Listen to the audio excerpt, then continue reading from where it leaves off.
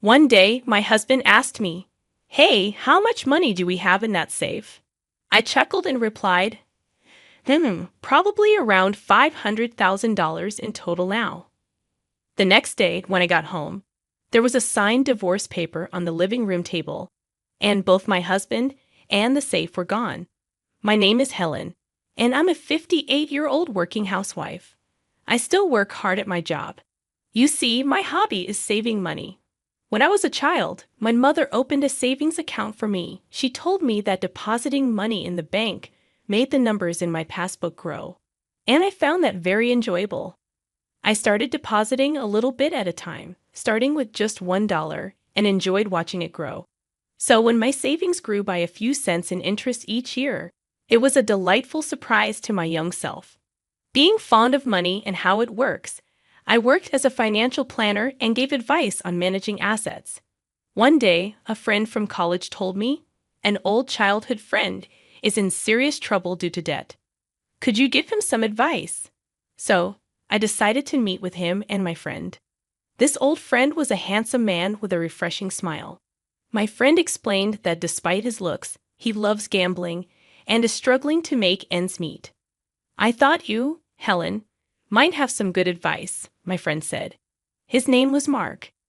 As I listened to his story, Mark admitted he loved gambling, just like his parents. Even worse, he'd had taken on his parents' debt.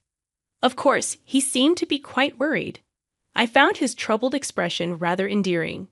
Because my friend had asked, I gladly agreed to help him.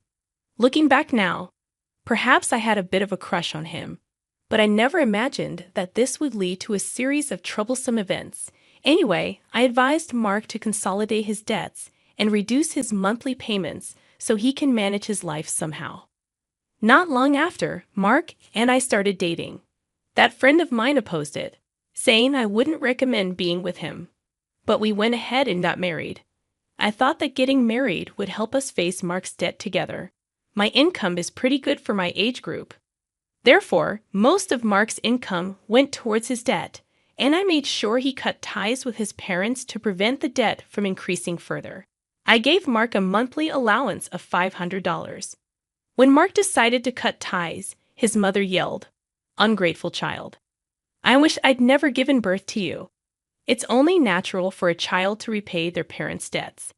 His father also said, "Where's that thieving cat? I can't rest until I give her a piece of my mind. You don't belong to us." My husband Mark, exhausted from having to deal with my in-laws' debts all this time, finally told them, "Enough is enough. I'm not your ATM. I'm trying my best here," and came back to me. He finally felt relieved to be free from my in-laws constantly bringing up their debts. Soon after, we had a son. Our son Kevin is handsome, just like Mark. He's my pride and joy. Kevin seemed to pick up on his father's lack of discipline and indecisiveness, just as our son had noticed Mark's carefree character didn't change. Borrowing money from predatory lenders, dealing with loan sharks, tricking friends into lending him money to gamble it away. We went through a lot, but I managed to keep Mark in line. As 23 years went by, and recently we finally got down Mark's debt to about $10,000, we're almost at full repayment. At that moment, Mark received a call from his parents. "Please help us. Your father has collapsed. We're at the hospital now. Can you come?" Mark left work early and came to the hospital. Then he messaged me, "Helen, Dad collapsed. I'm at the hospital now. I'm sorry I broke our promise and went to see my parents. I'm really sorry." "What? Your dad collapsed? So how is he now?" I asked. "He had a minor stroke. His life isn't in danger, but he shouldn't overexert himself. Both my parents are feeling low. I want to stay with them for a while. Is that okay?" Mark replied. "Of course, honey. Go and comfort them." "Should I come too?" I inquired.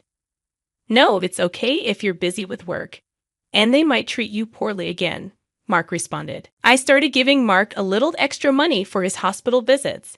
They probably couldn't afford the hospital fees. Since then, Mark seems to visit his parents often. Each time, he took $200 to $300 from me. I guess my in-laws are struggling financially and are taking a little bit from Mark. It amounted to around $1,000 to $2,000 a month, but I let it slide for now. A year has passed since my father-in-law collapsed. Both my in-laws have aged, and I guess they wanted someone to lean on. My hobby, as always, is saving money. One day, I took out my bank book from the vault and grinned. Usually Mark, who wasn't interested in me, stared at me and asked, "Hey, how much money do we have in that bank account you always look at so happily?" "It's about $500,000 now," I answered casually. But the next morning, I found divorce papers filled out in the living room, and both Mark and the safe were gone. As I was having breakfast, I couldn't help but smile. I knew Mark had been eyeing the money in the vault. Moreover, he had planned to take the entire vault. He's really not smart, but imagining him carrying the whole vault almost made me burst out laughing. We have a black cat named Luna. We've installed a pet camera to watch her. Luna's adorable antics are the healing moments of my day. There I was, watching that camera during my lunch breaks. No matter when I look, my child is just adorable. One day, as I switched on the camera, there they were in our living room on a weekday, my in-laws and my husband Mark. And they were having an unbelievable conversation. "Oh, you're living in such a nice house, Mark. Let's have a good salary makes your mother so proud," they said, flattering my husband. "Indeed, I am proud," responded Mark's father. "You know, I make a pretty decent salary myself. But Helen takes all of it, so I only get an allowance of $500 a month," Mark said. "Oh, you poor thing. You've been working so hard." "Your mother understands," they consoled. "I can't believe she takes all your salary and only gives you $500 a month. That's outrageous. You should be getting more. Why are you obeying such a tyrant like Helen? You could be living much better on your own." They continued, "You're our pride, Mark. You could have saved hundreds of thousands by now. But she's just exploiting you. You poor thing," they said as my mother-in-law began to sob. "Yeah, I've been thinking the same thing." "You guys are right," Mark agreed. "What is he talking about?" He seemed to have completely forgotten that I've been working hard to pay off his debt. I wonder what's going on inside their heads. Moreover, in the past, who was burdened with debt from his parents and had to give them cash every month, making it difficult for him to get by? You know, she has a bank book with tons of savings stashed away. "It's not fair that I only get $500, Mark complained. The moment he said that, my in-laws' eyes lit up. They exchanged glances. "So, how much is in the bank book?" They leaned in eagerly, awaiting his answer. Last I heard, I think it was around $400 or $500, Mark said. "Mark, isn't that money rightfully yours?" they asked. "It might not match the effort you've put in, but isn't it money you should be receiving?" "Yeah, I guess you're right. I'm starting to think the same thing," Mark conceded. Despite his good looks, Mark is indecisive and easily influenced by others. I used to find this indecisiveness endearing and devoted myself to him wholeheartedly. We've managed to reduce his nearly $200,000 debt down to $10,000. Yet it looks like he's being manipulated by his parents again, and they're about to touch my precious savings. Seeing this scene was so pathetic. I was at my desk at work, tears streaming down my face as I held my phone. I've been putting aside my living expenses from our using his income, mostly to pay off the debt. On top of that, I was providing him with an allowance of $500 out of my own earnings. Despite explaining this to Mark, it seems he's completely forgotten what these past 23 years have been for. I felt so sad and pitiful, my heart aches as if I was drowning in my own tears. It's not like I felt like I was disappearing, on the verge of breaking, but I made sure to record the conversation and sent the data to my son. That day, I left work early due to sickness. I went to my usual bar and drank heavily, spilling out everything to the bartender. In such a state, the bartender comforted me gently. He casually said, "Why do you grieve such a person? You did nothing wrong. There's no need to live for them. Live for yourself." At that moment, all my intoxication and love for my husband faded. "Thank you, sir. Next time, we'll share a pleasant dream." I said to the bartender. I went back home after I said that to the bartender. Entering my study, I began to think, how would I steal the bank book inside that vault?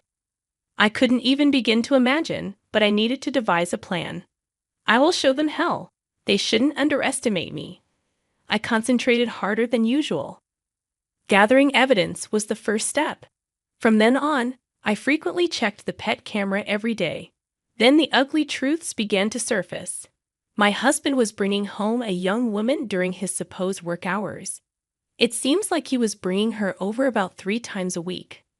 I couldn't believe I had to witness my husband's infidelity when all I wanted was to watch our cat, Luna. Luna also seemed to be scared and wouldn't show up. They ruined my precious relaxation time. No more than that, they betrayed me, which I can't forgive. One day, I'll punish them severely. One day, while I was working, I activated the pet camera. This time, it wasn't the woman my husband was having an affair with, but my in-laws were at our house again. So, is everything arranged to take that bank book from Helen? They said with an unpleasant grin. You're smart. You must have thought of something, right? Yeah, I thought about it. I'm thinking of taking the entire vault. It'll be easy, my husband replied. Hey, that vault is quite heavy. Are you sure you can do it? I'll be fine. I'll load it on a cart. Help me out, Dad. All right, I'll assist you any time. The safe weighed about 120 pounds. As I suspected, my husband Mark was good-looking but not very smart. Once again, I pledged in my heart to drag these people down to the depths of hell. If we have that money from that bank book, we can go to the casino as a family. We can live as a family of 3 again. That's right. Let's live happily with the money from that bank book, right, Mark? Yeah, but I do feel a little bad about Helen. She was saving up so happily, Mark said. Working hard and saving all that money. Can we really just take it? You can't be so weak-willed. We're doing this for your happiness, remember, right? I'll be happy. Besides, you found a new wife, haven't you? Quickly divorce that woman. I have to divorce for her sake as well. I'll leave the divorce papers here then, my father-in-law declared. That's right. We're waiting for the money from that bank book and the new wife. So I'm going to be divorced. Well, I guess that makes sense, Mark agreed. I found myself strangely accepting. But just how desperate are these people for some money? I was sipping coffee at my office desk, recording the scene on my phone screen. I wasn't even upset or sad anymore. If they had such intentions, so did I. I was going to show them all hell. I was fired up, and then the day finally came.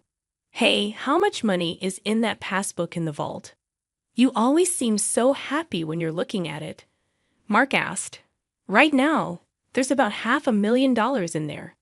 The next day when I got home, there was a signed divorce paper in the living room, and both my husband and the vault were gone. I had a smirk on my face while having breakfast. I acted quickly afterward.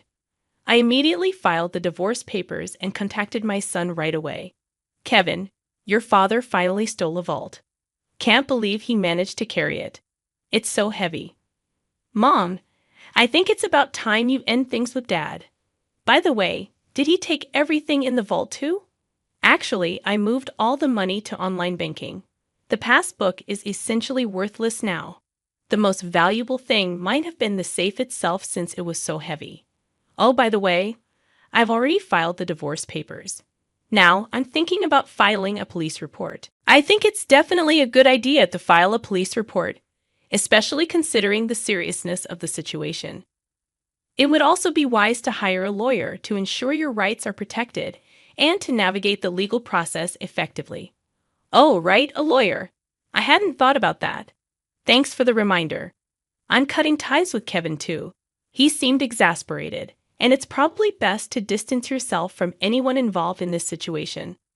As Kevin suggested, I reached out to a lawyer through my private investigative contact. I handed over the recording from my pet camera to both the police and the lawyer, and then I waited. After a while, I received a frantic call from my ex-husband. What the hell? The passbook is empty. What happened to the $500,000? You tricked me. That was my money. Where is it? Tell me now. Or I'm going back to the house and abandoning your cat, Luna. You just committed theft, and now you're threatening me. From now on, communicate through my lawyer, I said, and I blocked his number. I reported the incident to the police and sent the recording to my lawyer. Oh, what a relief! This is what I wanted to do. Karma is a real pain. I got a call from the police shortly after. We have caught the thief. However, the vault was damaged. It appears he forced it open, and the things inside were burned. My ex-husband and his parents learned that the passbook balance was zero, and apparently they set the things inside the vault on fire. Even though it was his first offense, my ex-husband spent a few days in police custody, and his parents were released with a stern warning. My ex-husband broke into the house he used to live in after he was released. Hey, open up. I come back. I'm sorry. It was just a small prank. Let me in. Let's talk. You haven't filed the divorce papers yet, have we? We're still married, right? Don't make a scene in front of the house. This is no longer your house. I've already filed the divorce papers. We are strangers now. Leave now, or I'll call the police. You jerk. This is my house. Open up. Open up. I called the police when he started causing a scene. 10 minutes later, he was taken away by the police again. I then called my lawyer, explained what happened, and had him start the process of getting a restraining order. Afterwards, I asked my lawyer to sue for emotional distress due to infidelity. The lawyer said we might not get much money from his broke family, but none of that really matters. I'm definitely going to demand alimony. It seems the reason he broke into our house was because he was discarded by his mistress and apparently wanted to get back with me. His mistress promptly transferred $10,000 in alimony and seemed to have fled. It seems they split after the vault incident when the money ran out, so was the love. I'm sure he was enticed by my $500,000. My underpaid ex-husband, who still has $10,000 in debt, and his gambling-addicted parents seem to be struggling with daily life. He appeared to be living in an old single-room apartment without a bath, constantly quarreling among the three of them. This information came from my lawyer. My ex-husband pleaded, I can't afford to pay the alimony. Please reduce the amount. And my ex-husband, who got involved with the police, was on the verge of retirement, but apparently got fired from his company. The elderly parents-in-law have managed to find jobs in cleaning and seem to be barely making ends meet. My ex-husband is now working 3 part-time jobs, but these 3 are gambling addicts, so no matter how much money they have, it disappears. There's no helping them. I had my lawyer tell them no reduction, stay away from her. If you're really sorry, show it with money. If he had stayed with me, he had planned to end the remaining $10,000 debt by the time he retired. But he fell for the sweet talk of his gambling-addicted parents-in-law. In the end, how foolish this $500,000 seemed.